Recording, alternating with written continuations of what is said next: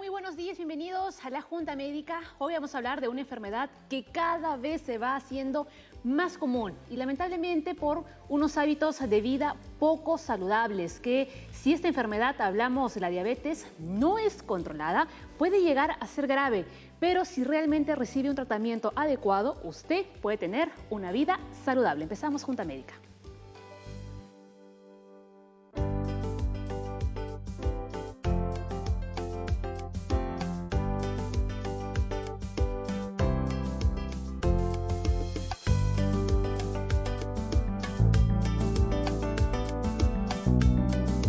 Vamos con nuestros invitados del día aquí en la Junta Médica, el doctor José Salazar, médico cirujano, Marilena Novoa, neuróloga del Instituto Nacional de Ciencias Neurológicas, del MINSA, ¿no? Una vez más, doctora, bienvenida al programa, y también le damos la bienvenida nuevamente al doctor Ray Tixe, endocrinólogo.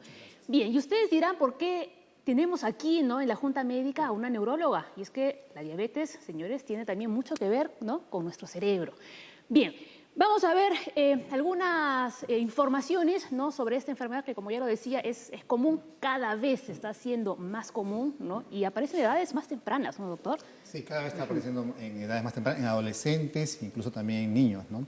Esto por las costumbres de cada vez menos actividad física, menos ejercicios, menos espacios libres para la misma actividad. Y mala alimentación. Mala alimentación, entonces muchas veces por seguridad preferimos que ellos estén en casa, viendo televisión, en vez de salir jugando, que estar divirtiéndose, entonces eso genera aumento de peso y mayor consumo de alimentos. Así es, ¿no? Muy mal hecho.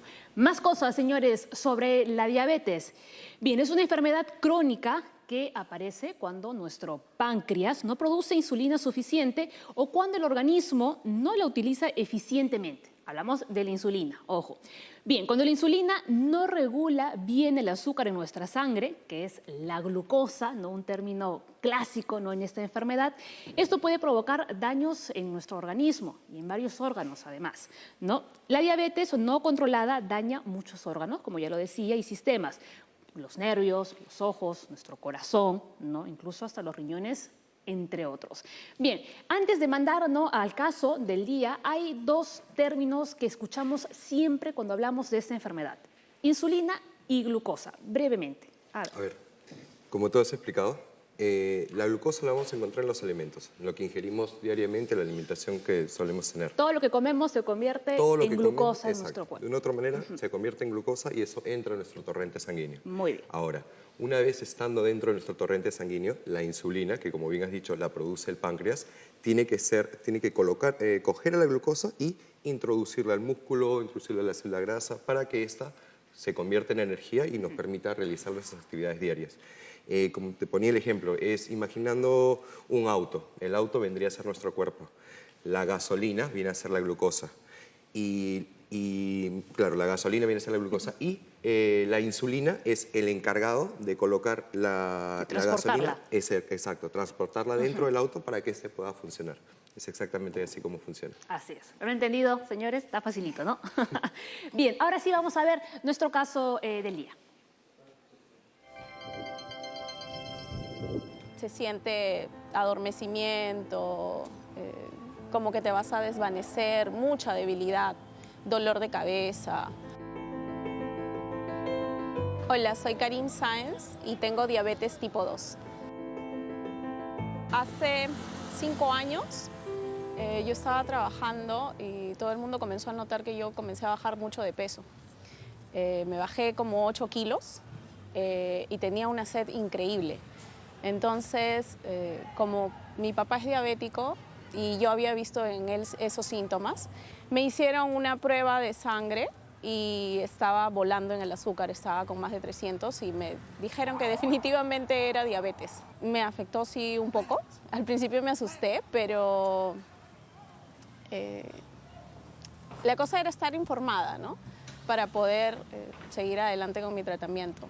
En un principio eran pastillas, y después cambié a insulina porque quedé en estado, salí embarazada. Y cuando estás en estado no puedes seguir tomando pastillas. Entonces, durante toda la época de mi embarazo hasta el tiempo que estuve dando de lactar, tenía que seguir con insulina. Ese es el tratamiento que estoy siguiendo ahora y le estoy aumentando por mi parte el ejercicio, que es básico para mí, si no, no puedo mantener de manera adecuada mis niveles. A mí siempre me ha gustado comer rico, comer bien, entonces también he tenido que adecuar bastante la alimentación, ¿no? He tenido que ahora, recientemente, ya eliminar el arroz y poco a poco ir eliminando las harinas o el pan. De hecho, los dulces también los tengo que bajar, porque si no me sube mucho el azúcar. He identificado esos alimentos como que son los que hacen que se me eleve mucho el azúcar. Y cuando comienza a elevarse, de hecho, sí se nota, ¿no? Los síntomas que tengo normalmente es que me da mucho sueño, me da mucha sed y yo lo noto que sí bajo un poco de peso cuando he pasado por etapas de descontrol, ¿no? Por eso es que ahora tengo que seguir definitivamente el ejercicio, que en mi caso es el baile. Muy bien, escuchamos el testimonio de Karim, ¿no? Ella comentaba que fue diagnosticada con diabetes. Doctor, hay varios tipos de diabetes, ¿no? Que lo vamos a ver aquí en el programa. Está la que es la tipo 1, la del tipo 2 es la más común y es la que realmente se puede prevenir. Sí, la tipo 2 es la más frecuente acá, por lo menos en el Perú, ¿no? De 100 pacientes con diabetes en el Perú, 99% tienen diabetes tipo 2. No, Y así efectivamente tiene factores asociados, factores de riesgo, como viene a ser la inactividad física, el aumento de peso. Por eso el es importante estrés. lo que comentaba la paciente, ¿no? Ok. Siempre estar ejercitándose, ¿no? Y también tener una alimentación adecuada. Señores, tenemos hashtag y es controlando mi diabetes, así que desde ahora ya los invitamos a que empiecen a mandarnos sus consultas, ¿no? Vía las redes sociales para que los doctores de la Junta Médica las puedan responder. Vamos con algunos síntomas, doctores, ¿no? De la diabetes. Vemos ahí tener mucha sed, orinar con frecuencia o sentirse hambriento o también cansado. Hasta algunas, ok. Ajá. Bueno, vemos ahí otros más, perder peso sin proponérselo, como comentaba la paciente, ¿no? Que las heridas no sanen, ¿no? Muy rápido y tener la visión también borrosa. O sea, los síntomas que acá están presentando son síntomas de una persona que tiene glucosas muy elevadas. Así es. O sea, generalmente la diabetes puede ser asintomática, no dar síntomas o síntomas inespecíficos como cansancio. Precisamente ella en el video presentaba que tenía glucosa en 300, 330. Y generalmente estos síntomas están asociados a pacientes que tienen glucosas mayores a 200. ¿no? Mucha sed, baja de peso, mucha hambre, consumen más, pero bajan de peso. ¿no? O sea que podemos decir que los síntomas varían dependiendo del tipo de diabetes. Dependiendo del tipo de diabetes y la severidad de la glucosa. Muy bien. Vamos por partes, doctor.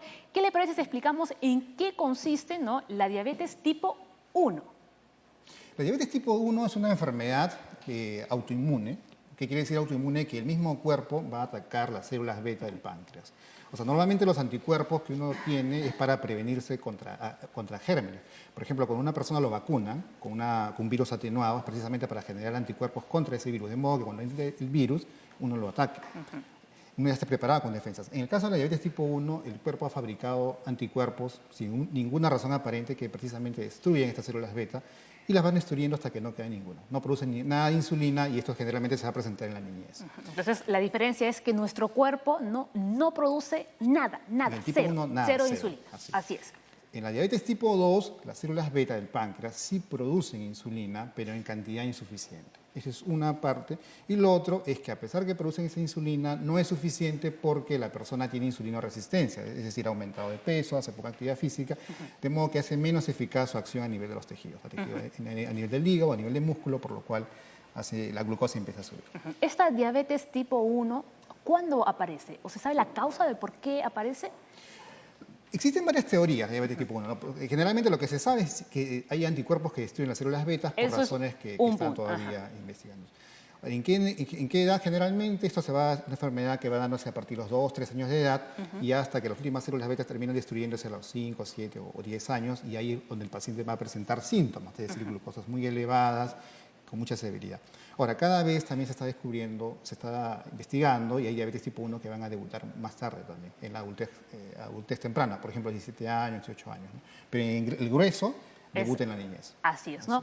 A ver, si me ayudan, por favor, con el otro dato que va a salir en la pantalla, es el dato número 2, ¿no? El 2, que señala, ¿no? Que la diabetes tipo 1 es insulino dependiente, es decir, que va a requerir, ¿no? de un tratamiento de por vida.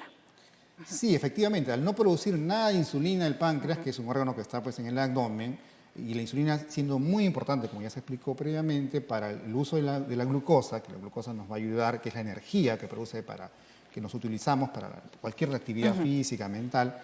Entonces, al no producir nada, se va a requerir insulina de por vida. No es una enfermedad curable, es Muy incurable. bien. Y cuando hablamos aquí de que hay que ingresar insulina al cuerpo es cuando vemos las famosas inyecciones, ¿no? Que Sí, se colocan los diabéticos. sí. Ajá. Sí, las Eso lo personas tienen con que hacer diabetes. ¿cuántas veces al día? En una persona con diabetes tipo 1, generalmente 4 veces. ¿no? 4 veces Hasta al día. 4 veces. Ujú. Y tienen que estar midiéndose constantemente también. Sí, frecuentemente. ¿no? Porque la insulina tiene una secreción basal, o sea, un mínimo basal, y va a elevarse después del desayuno, después del almuerzo, después de la cena. O sea, se va a elevar conforme la glucosa se incremente en la sangre. Porque ¿no? antes de las comidas, entonces tienen que Claro, hacerlo. y tiene que aplicarse Bien. justo antes, 15 minutos antes del desayuno, antes del almuerzo, antes de la cena. ¿no? Precisamente que son los momentos que la glucosa sube. ¿Siempre tienen que ser los pinchazos ahí, como vemos en la fotografía, en el área del abdomen? Generalmente, claro, alrededor del ombligo, ¿no? La parte superior, inferior, pero también se puede aplicar en el hombro, también en el muslo, ¿no? Donde haya tejido celular subcutáneo, o sea, grasa, ¿no? Generalmente se prefiere acá en el abdomen precisamente porque hay grasa, ¿no? Debajo de la piel hay mayor cantidad de grasa, se hace un pequeño pellizcón y se utiliza con esta jeringa. ¿no? Muy bien. Ahora hay Ahora, tipo jeringas o lapiceros también. perfecto. Ahora, las personas que tienen diabetes tipo 1, ¿cómo pueden identificar que tienen esta enfermedad? Generalmente, al no producir nada de insulina, nada, entonces estas personas, estos niños generalmente van a bajar de peso, van a tener mucha sed, van a orinar bastante, o sea, se van a poner muy mal. O sea, no es posible que ellos continúen una vida sin su vida normal sin la insulina. Al final, los padres las van a tener que llevar a una emergencia. Dentro de todas las evaluaciones las van a encontrar deshidratado, o sea, con la mucosa seca, los labios, la lengua seca, labios muy mal. Le van a tomar una serie de pruebas y entre esas van a encontrar la glucosa, que seguramente va a estar más de 300, más de 200, 400. Así es. ¿No? Vamos a conectar con la junta de este lado. A ver. Algo que añadir al doctor en cuanto a la edad en que debuta la diabetes. Sí es cierto, la de tipo 1 siempre la vamos a encontrar más en lo que es niños, adolescentes, y la de tipo 2 más que todo en adultos.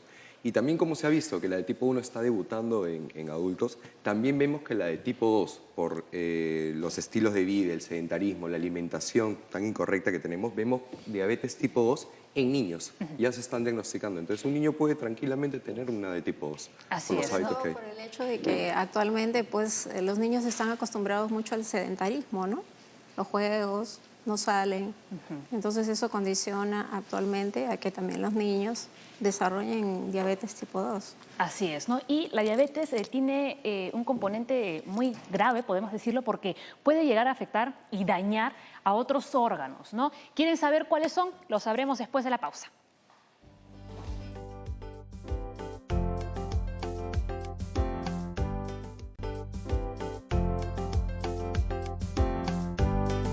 En Junta Médica estamos hablando de la diabetes y vamos a ver cuáles son los órganos que se pueden ver comprometidos, ¿no, doctor, con esta enfermedad? A ver, adelante. Pueden verse, bueno, en realidad es una enfermedad sistémica, es decir, puede afectar cualquier parte del organismo. Por ejemplo, a nivel central, a nivel cerebral, puede originarte infartos del cerebro, puede predisponer hemorragias. A nivel del corazón, puede originarte daño, infarto del corazón, infarto coronario. Y a nivel vascular, te puede originar infartos de las arterias. Y el infarto lo que va a originar es que no llegue sangre a ese tejido y ese tejido se termine muriendo. Y por eso luego tienen que amputar algunos miembros. Claro, ¿no? es un factor de riesgo y de causa para amputación. Lo que he descrito son los daños macrovasculares, ¿no? Pero también hay daño microvascular, que viene a ser daño a nivel de la retina, o sea, eso afecta la visión, es una causa de severa importante. El riñón es la primera causa de insuficiencia renal en el Perú, por lo menos. Y además los nervios, ¿no? Originando neuropatía y diversos síntomas al respecto. Así es. Y cuando hablamos, ¿no?, de neuropatía diabética, doctora, ¿no?, ¿a qué nos referimos ahí? Es una lesión en sí del nervio debido a que los vasos se ven dañados por la inflamación que produce la glucosa. Digamos que esos vasos que recubren la capa del nervio se lesionan y por eso el paciente puede tener, digamos, una disminución de la sensibilidad o una alteración o una sensibilidad alterada, ya en la que el paciente puede sentir diversos síntomas como pinchazos, hormigueo, sensación de quemazón, de ardor, ¿no? Y generalmente el paciente puede reconocerlo porque puede ocurrir una especie de entumecimiento al inicio, como en guantes, se llaman, a nivel de las manos, o en las piernas como en botas. Y luego agregarse a eso, a medida que pasa el tiempo, digamos los pinchazos y las otras situaciones que puede ser a nivel de los brazos y las piernas, ¿no? Así es. A medida también Es que una hay... situación Ujú. que incomoda mucho al paciente y que generalmente hace que vaya y muchas veces, a veces ni siquiera sabe que tiene diabetes y tiene una neuropatía. Así es. Exacto. A veces también por el mismo acúmulo que hay de glucosa Así en es. la sangre, empieza a saturar ciertas terminaciones nerviosas. Entonces se pierde la sensibilidad. ¿Y dónde está el problema? Una persona, o sea, el dolor es un mecanismo de defensa. Es algo que nos va a permitir escapar de algo que nos está dañando, Claro. una noxa. Es que el dolor Entonces, avisa. El dolor avisa, Así es un mecanismo de defensa, es el principal que tenemos. Entonces, una persona diabética, un clavo, un vidrio, algo, lo pisa, se lesiona, no lo va a sentir. Entonces, esta herida se Hay una puede alteración. infectar, empieza a hacer más lesión, se puede hacer gangrenar y termina en amputación. Exacto, Y el ¿no? paciente ni se dio Ni cuenta. cuenta. Y ni como, se y dio como cuenta. veíamos en algunos de los síntomas, ¿no? Que las heridas no sanan rápido, Exacto. ¿no? Tardan bastante. Ese es el problema, ¿no? Porque pueden pisar cualquier cosa y ni se enteran. Exacto. Tal vez dentro de las alteraciones neurológicas, la neuropatía diabética es la más importante o es la más común. Pero sin embargo hay otras más, ¿no? En el cual podría tal vez alertar también al paciente en el hecho de que tiene una diabetes y no lo sabe. Así es. Hay pacientes, por ejemplo, que cursan con movimientos anormales repentinos, ya se llaman balismos, en el cual el paciente tiene un movimiento estrepitoso en el brazo, como si tirara una bala. Ya, pero eso no es en verdad porque ya hay una lesión neurológica, sino porque el incremento de la glucosa está muy alta, que ya está causando, digamos, alguna alteración que Así el es. cerebro no lo soporta. Las otras son las Sí, doctora, disculpe que le corte un Sí. momento porque vamos a hablar, ¿no? Con mayor detalle, ¿no? Claro. Sobre todo el aspecto neurológico, ¿no? Que tiene que ver con esta enfermedad más adelante.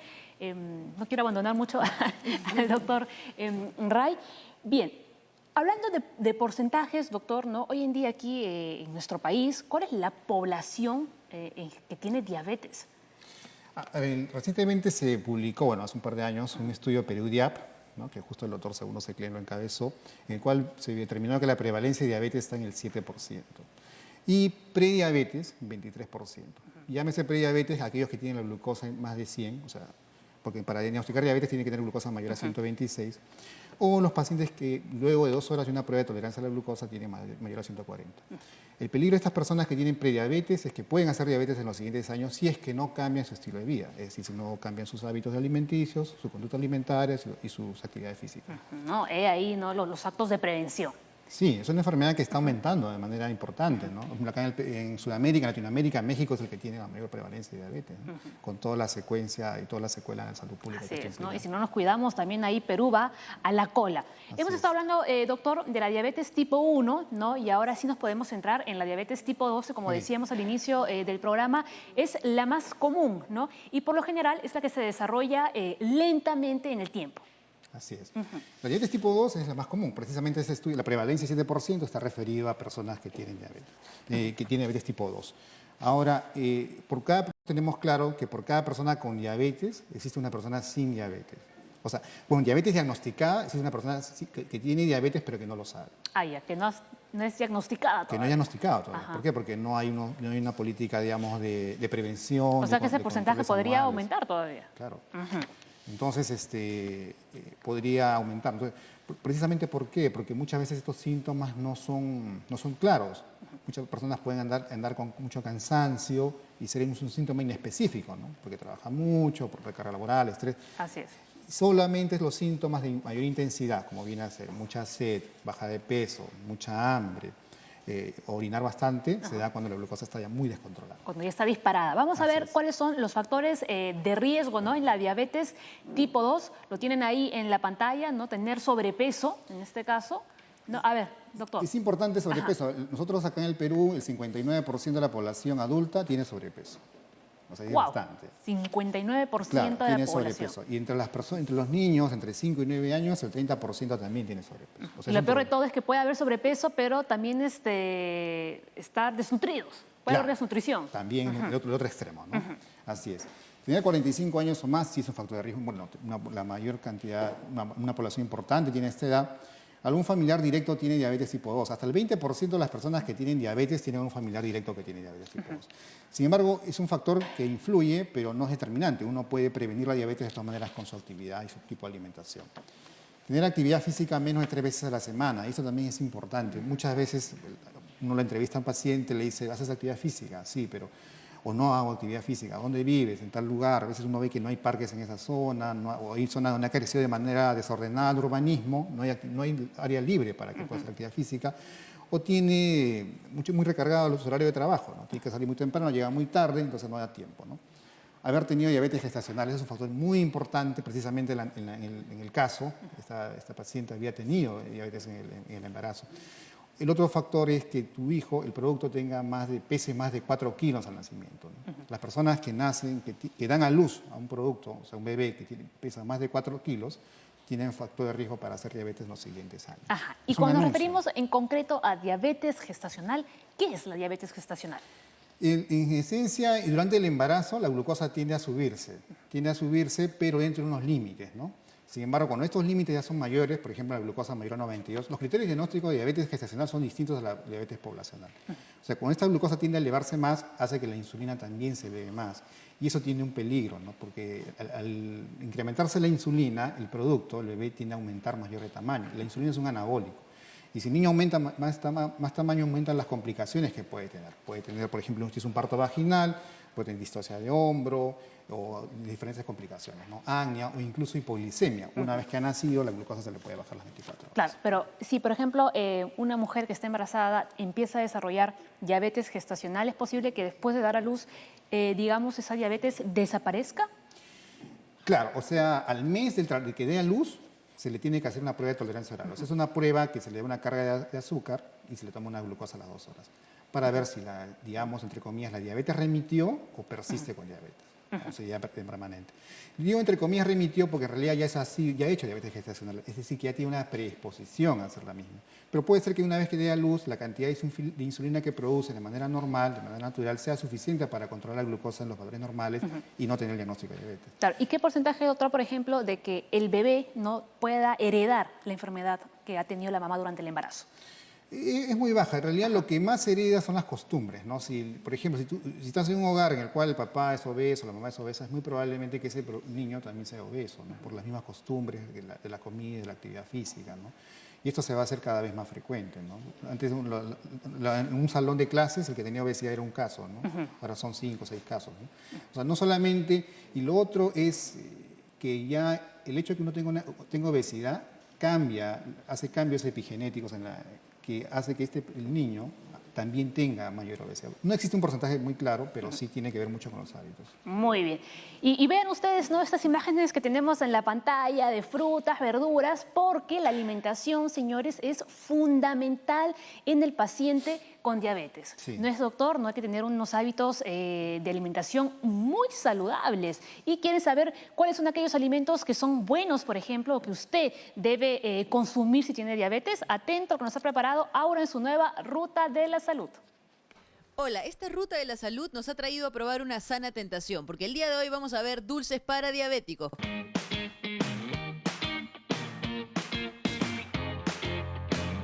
Miriam, cuéntanos, ¿cómo nace la idea de juntar nutrición, dulces y diabetes? Esta fusión nace a través del último año de que cursé en la Universidad San Marcos. Hicimos prácticas en un hospital y ahí venían pacientes diabéticos y me di cuenta conversando con ellos que ellos no podían tener acceso a estos productos. Me decían que no podían comer nada dulce, se sentían frustrados, se sentían mal y lo hacían a escondidas, ¿no? Interfiriendo con su salud. Entonces me di cuenta que en Lima no había esta opción. Entonces dije, ¿por qué no sacar pastelería sin azúcar, con edulcorante, que sea apto e inocuo para personas con diabetes?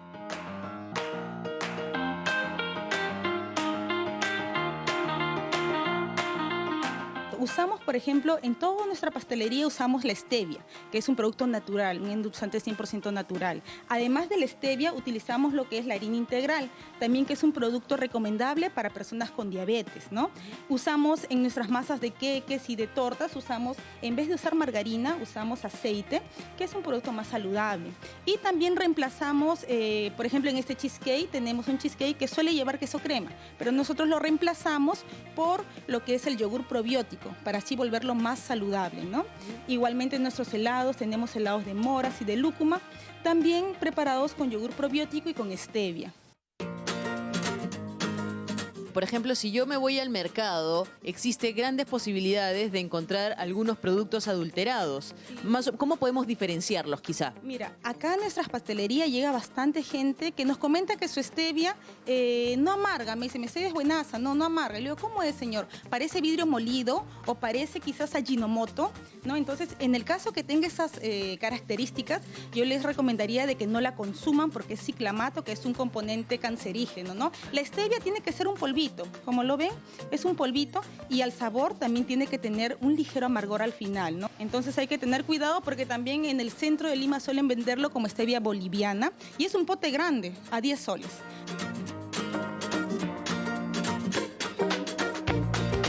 ¿Qué es lo que no debe faltar en la cocina de un diabético? La repostería para diabéticos se basa bastante en el uso de las frutas como un endulzante natural. Por ejemplo, tenemos frutas de estación, ahorita contamos con aguaymantos, con lo que se pueden hacer tartaletas, ¿no? De aguaymanto. Contamos con también bastantes arándanos, que son frutos bastante nutritivos, ¿no?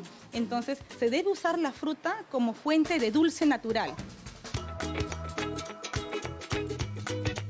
A las personas que les encanta el dulce, también existe ciertas advertencias, no es que podamos consumirlo todo el tiempo, ¿verdad, Miriam? Claro, sí, eso es un error también que a veces vienen, ¿no? Y nos quieren comprar una torta y piensan de que por no tener azúcar, por ejemplo, este cheesecake, se pueden comer pues la mitad del cheesecake en un solo ratito, ¿no? Nosotros siempre advertimos de que por más de que un producto no contenga azúcar añadida, lo ideal es comerlo con mesura, una sola porción por tiempo de comida, ¿no? Que no se exceda de una tajada, porque si no, igual el producto contiene carbohidratos propios de la harina, de la leche, de la misma fruta. Entonces hay que evitar consumo excesivo de carbohidratos, no solo del azúcar. Y de preferencia productos integrales, ¿no? Que ayudan.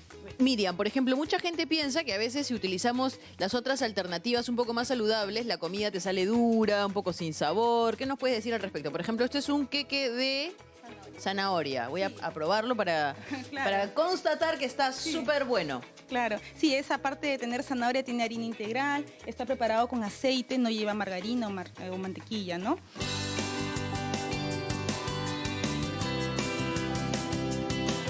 Bien, Miriam, muchísimas gracias por habernos mostrado los placeres de poder comer saludablemente y cumplir nuestras tentaciones.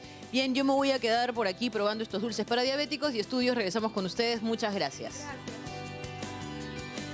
Muy bien, Aura, qué sana tentación, ¿no? Tan dulce, ¿no? Antes de irnos a la pausa, doctor, es importante no puntualizar nuevamente con el tema de la comida y lo que decía, ¿no? La nutricionista, que no porque estos productos dulces, ¿no? No tengan azúcar en sí, significa que el diabético los puede consumir, ¿no? Sin una cantidad establecida, ¿no? Hay que tener mucho cuidado con el tema de las porciones también. Sí, continuamos las porciones y poco a poco la lengua se va acostumbrando. Generalmente uno se va a acostumbrar a un tipo de dulce, por las costumbres todo. Este cambio a reducir el azúcar va a ser paulatino, ¿no? Así es, ¿no? Pero por lo menos es una buena noticia, ¿no? De que los diabéticos pueden disfrutar, ¿no? De sus dulcecitos de vez en cuando, ¿no? Pero de una forma saludable. Pausa en Junta Médica, ya regresamos.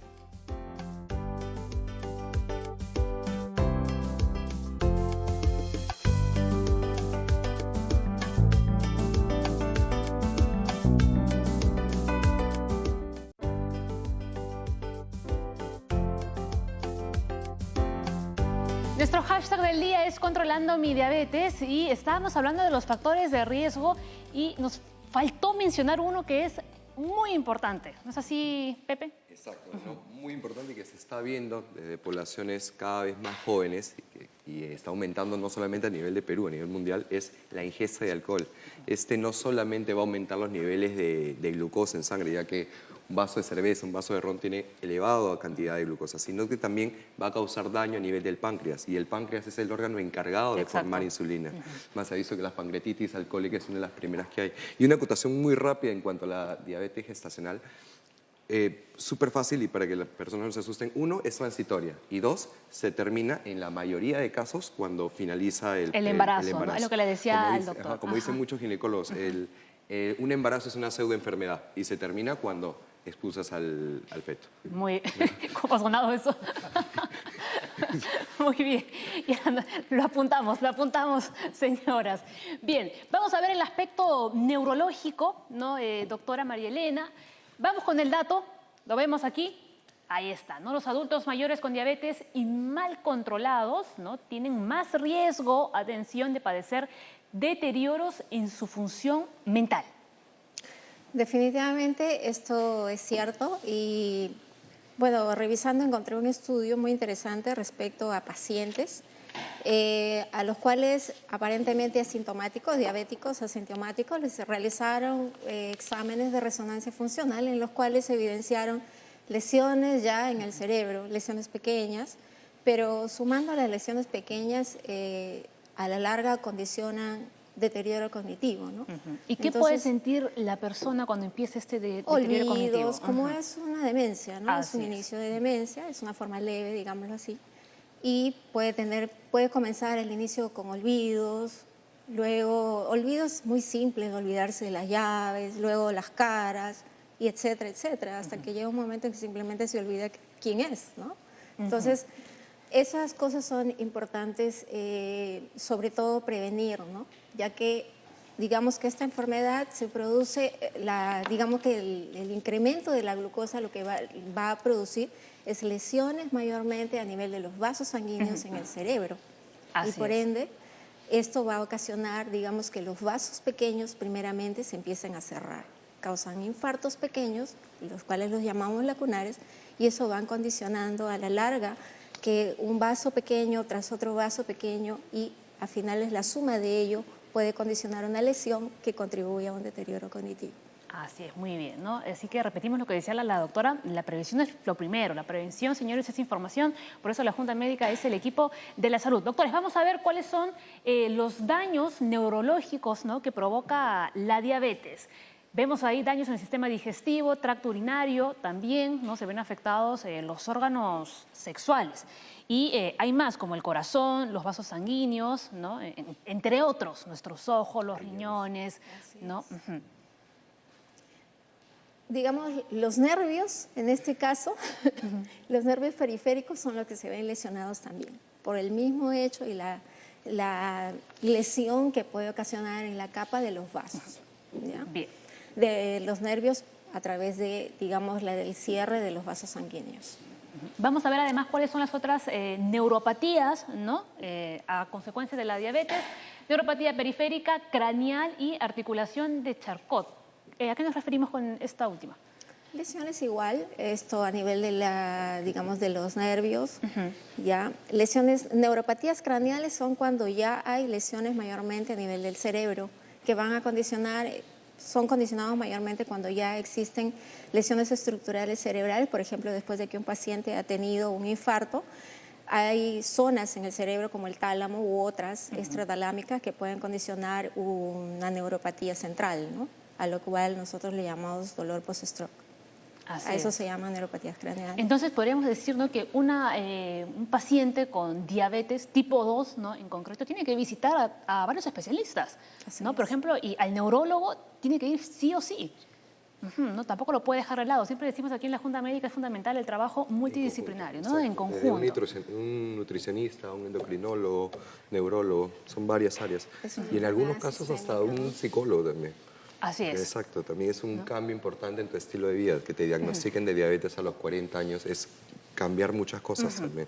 Y como a veces decimos, a veces una enfermedad crónica que una persona o un paciente entiende, es de toda mi vida, de larga data, pero como ya hemos tratado en la hipertensión y tantas enfermedades más, si tú llevas un régimen adecuado, una buena alimentación, una buena medicación, puedes vivir muchos años y todo normal, sin mayor complicación. Y hablando aquí de este deterioro cognitivo, ¿el Alzheimer puede ser causado en parte por una diabetes no controlada? Digamos que es otra cosa. No tiene mucho que ver. No, esto es otra cosa, ¿no? Es un deterioro cognitivo ya estructural, básicamente ocasionado por las lesiones vasculares. Más bien se podría llamar un deterioro vascular, ¿ya? O demencia vascular, es lo que lo llamamos. Muy bien, lo entendemos entonces. Ya, atención, no tiene nada que ver, no nos alarmemos, ¿no? No confundamos cosas.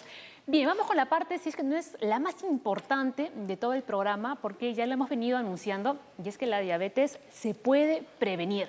Y los doctores están aquí el día de hoy para darnos, ¿no?, ese mensaje preventivo. ¿Cuáles son las cosas que debemos hacer, ¿no?, para prevenir ese tipo de enfermedad? Bueno, también asistir a un control periódico, un control anual, por lo menos, si es que no tenemos una enfermedad previa, para tener un control de azúcar, ¿no? Como les mencionaba, mucha gente tiene diabetes, por lo menos 1 millón de personas en el Perú tiene diabetes y no sabe que tiene diabetes, porque esto no le da síntomas. Generalmente va a acudir ya cuando la enfermedad está muy avanzada. Va porque pisó un clavo, no se dio cuenta y se le produjo una infección. El doctor va y le tiene glucosa muy alta, ¿y qué tiene? Neuropatía diabética, o sea, es una complicación. O sea, más que nada están siendo atendidos ya por complicaciones, ¿no? Más que verlo. Ese es uno. Lo otro es, bueno, evidentemente cambiar el estilo de vida, consumir más alimentos saludables, más verduras, más alimentos que tengan mucha cantidad, porcentaje en fibras, pescados, menos comida chatarra. El otro también es insertar de manera regular ya la actividad física, ¿no? Nosotros tenemos, por ejemplo, en la población escolar, que muchas veces son recargados de muchas tareas para la casa, mucha actividad física, van a estar sentados todo el día. Hay que insertarles, pues, que a la semana vayan, no sé, 3 veces a la semana, un horario, ¿no? A hacer deporte. Caminar a un paso regular sería suficiente ya, ¿no? Para... Claro. Sobre todo cuando hay factores de riesgo familiar, ¿no? Y esto va a depender también de la procedencia, porque actualmente hay estudios hechos, digamos, a nivel del Perú. Cayetano, por ejemplo, ha hecho muchos estudios en el norte. Entonces, la comida rica del norte, los piuranos, por ejemplo, hay una bastante prevalencia de diabetes en Piura, en Tumbes. Y en el caso de la selva, supongo que también, ¿no? Porque se come mucha grasa. Sí, el pero tacacho, la grasa... la cecina, el chorizo, que es el huevo frito. O sea, estamos mañana, pero al parecer tarde y noche más comiendo así. más es la prevalencia en el norte, en Piura. Es lo que se ha visto por los estudios que se han hecho en Perú. Y 2 cositas, más que todo en diabetes. Hay 2 puntos de prevención que podemos ver. Uno, la prevención antes de que te diagnostiques de diabetes, que es la prevención que debe ser los pilares, ejercicio y dieta, como ya hemos mencionado. Y lo otro es la prevención cuando ya tienes diabetes para no llegar a las complicaciones, que es el curar heridas. Algo que recuerdo que vi, un método muy casero y muy útil, que lo vi en mi internado médico, era tener un espejo debajo de tu cama. Cosa que cada vez que tú te levantes, sacas el espejo y puedes visualizar la palma de tus pies y ver si es que hay alguna lesión, alguna herida, algo. Ya que como pierdes la sensibilidad, tú no te darías cuenta. Exacto. Y no vas a estar volteándote todos los días. Mira, entonces, ¿te parece? Es un método súper fácil, lo sacas y podrías controlar de que no haya una herida y terminas en una amputación. Así un método es. súper simple. Que Buen dato, ¿no? Buen dato y como dice Pepe, ¿no? Súper simple. Súper Además. simple. Bien, doctores, vamos a ver qué más nos ha contado Karim, ¿no? Con esto, el tema de la diabetes. Yo voy a nutricionista, voy a la podóloga, voy al endocrinólogo. Lo que últimamente me he dado cuenta que es el control emocional para poder tener un buen adecuado control de mi glicemia.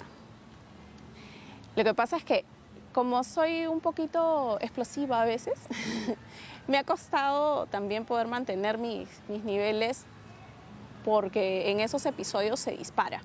Entonces he tenido que intentar relajarme y a recurrir a la respiración, he comenzado con yoga.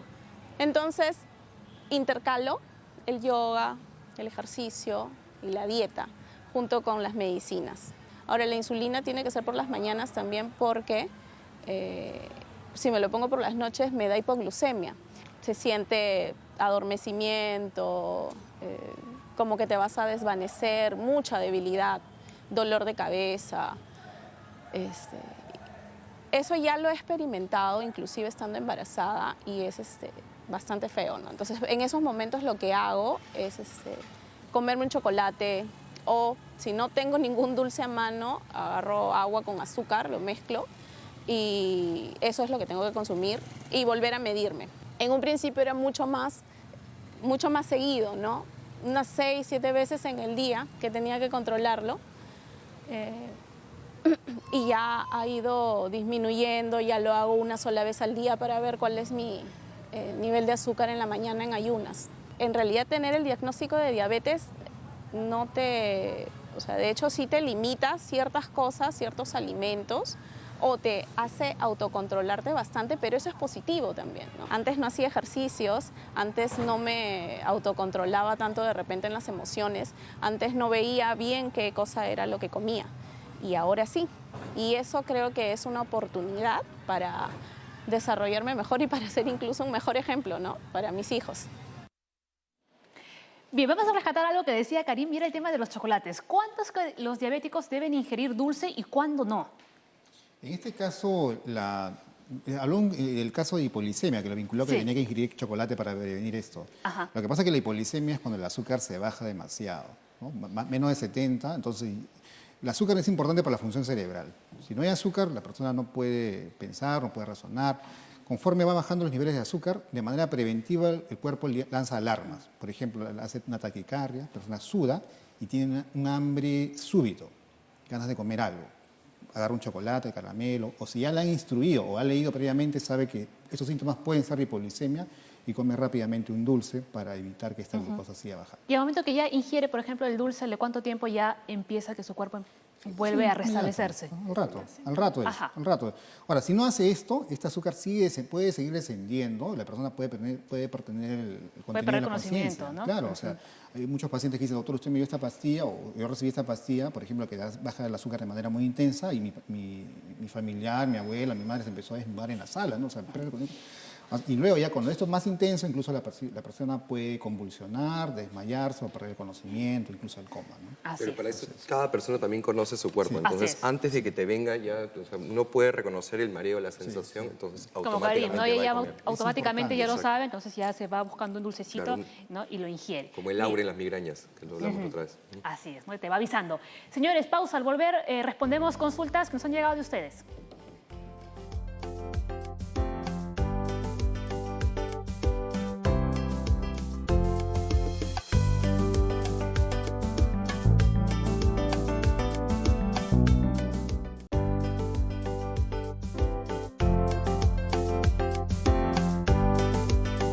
Tenemos una llamada en vivo, señores. Manuela, desde Surcola, te escucha la Junta Médica. Adelante. Buenos días, doctores. Mi pregunta es la siguiente. ¿Se puede dar la hiperglucemia e hipoglucemia en una misma persona? Gracias. A ver, doctores. Sí, o sea, la hiperglicemia es cuando la glucosa está más alto de los valores establecidos, ¿no? Por ejemplo, una persona normal, la glucosa debería ser entre 70 a 100. Más de 100 estamos hablando de hiperglicemia, ¿no? Una persona con diabetes tipo 2 o tipo 1, los controles de glucosa deberían ser hasta 130 miligramos por decilitro. Glucosa en ayunas, mayor a eso estamos hablando de hiperglicemia. Hipoglicemia es cuando los valores de glucosa son menores a 70, ¿no? Entonces, en caso concreto, una persona con diabetes puede tener hiperglicemia, se le instala el tratamiento con diabetes, dependiendo de la intensidad de la misma, o el mal tratamiento, o la sobrecarga del tratamiento, puede hacer un episodio de hipoglicemia, como presentó el caso de la... Claro, o sea que sí del se caso pueden dar clínico. las Sí, dos. ella presentó glucosa en 300 y luego dijo hipoglicemia, ¿no? Y tuvo que tomar el chocolate para prevenir los síntomas. Así es, muy Además, bien. Una complicación puede ser la hiperglucemia hiperosmolar. También, así es. Pero hablen en cristiano, pues, porque no entendemos. Que cuando cuando tú llevas un tratamiento, Ajá. entonces este va a hacer que cuando el nivel de glucosa que tienes tú tú tienes un nivel de glucosa Ya, estándar. hasta ahí llego. Ese nivel lo tienes alto. Entonces la insulina se va a encargar de colocar la glucosa dentro de la célula. Entonces tu glucosa va a bajar. Entonces tienes un estado hipoglucemia, porque Así está es, bajo. ajá. Pero si el tratamiento es inadecuado, se puede elevar. Entonces va a afectar la osmolaridad que tienes en tu cuerpo. También puede generar que puedas crear cuerpos cetónicos y estos van al cerebro y causan mayor daño. Ya. El caso que presentaron es un caso bastante gráfico, tiene varias cositas, ¿no? Su debut de ella de diabetes... Un poco de todo, Sí, para entenderlo bien. Sí, para entenderlo bien seleccionado, ¿no? En el caso de ella, por ejemplo, ella debuta con glucosa más de 330, baja de peso, mucha orina. Y encima se embarazó. Claro, entonces, digamos, estos síntomas son previos ya a una crisis de hiperglicemia, ¿no? Como ha enseñado José, ¿no? Así O es. una cetoacidosis, como se llama. Muy bien. Seguimos adelante, doctores, ¿no? Con la prevención. ¿Qué más podemos hacer, ¿no? para prevenir la diabetes, esta enfermedad tan común? A ver, ahora la nada, actividad el física- doctor Ray ya nos dio su listado de prevenciones. Ahora seguimos adelante. A ver, doctora Ok. María Elena. Digamos que es importante que si no tenemos el antecedente desde que niños nos hemos sentido mal o sabemos que la diabetes tipo 1 puede ocurrir, digamos, en el transcurso del tiempo, pero si no tenemos este tipo de antecedentes, es necesario siempre hacernos de vez en cuando un examen de glucosa, ¿no? Y siempre estar alertas a que si hay antecedentes, como les decía, ¿no? Sobre todo familiares, de la existencia de el papá, la mamá o el hermano o el tío. Más por ahí, alerta todavía. ¿no? Mucho más alerta. Ajá. Y tener en cuenta de que los alimentos, si bien es cierto, sí, debemos de consumirlos todos con cierto tipo de porciones, ¿no? Así es. Por ejemplo, las frutas, no todas las frutas son tan adecuadas tampoco, ¿no? Por ejemplo, el mango. Es muy dulce. No comer es muy dulce, ¿no? Las piñas son ricas, pero... Pero la piña de repente es la hawaiana, ¿no? Que es menos dulce. La No, golden sí hawaiana es más... es dulce. ¿Sí? La Es hawaiana no es dulce, aquella es que dulce. tiene un color medio paliducho. No, ¿no? pero- A mí me gusta más la golden. Hay que tener mucho cuidado en eso, ¿no? A ver, el doctor Ray quiere Justo puntualizar algo. Ajá. señalaron la población que está en riesgo para hacer diabetes, ¿no? Población mayor de 45 años, tiene que hacerse un control de glucosa sí o sí anualmente. Si tienes un familiar de primer grado que ha tenido diabetes, dijimos que el 20% de ellos tienen antecedentes, debes hacerte un control de descartar diabetes. Si eres sedentario, si no haces actividad física de manera regular, también es un factor de riesgo. Otros factores de riesgo si has tenido colesterol alto, triglicéridos elevados, Hipertensión. si tienes, siendo mujer, antecedente de diabetes gestacional, si tienes hipertensión arterial, ¿no?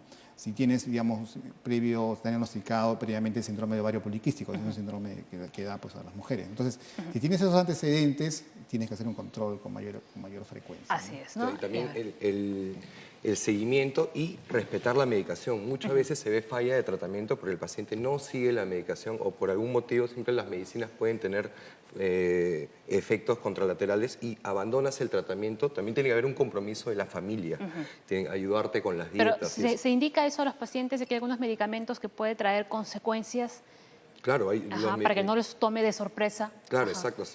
El endocrinólogo en este caso tiene que informarte de tal medicamento que vas a usar, puede conllevarte a diferentes... No significa que te va a dar, solamente que se eleva el Hay porcentaje. medicamentos, por ejemplo, que lo usan también las mujeres, que es muy frecuente, que es la hidroclorotiazida, que es un diurético. Entonces, hay que tener en cuenta que este medicamento, cuando se usa mucho tiempo, puede ocasionar diabetes.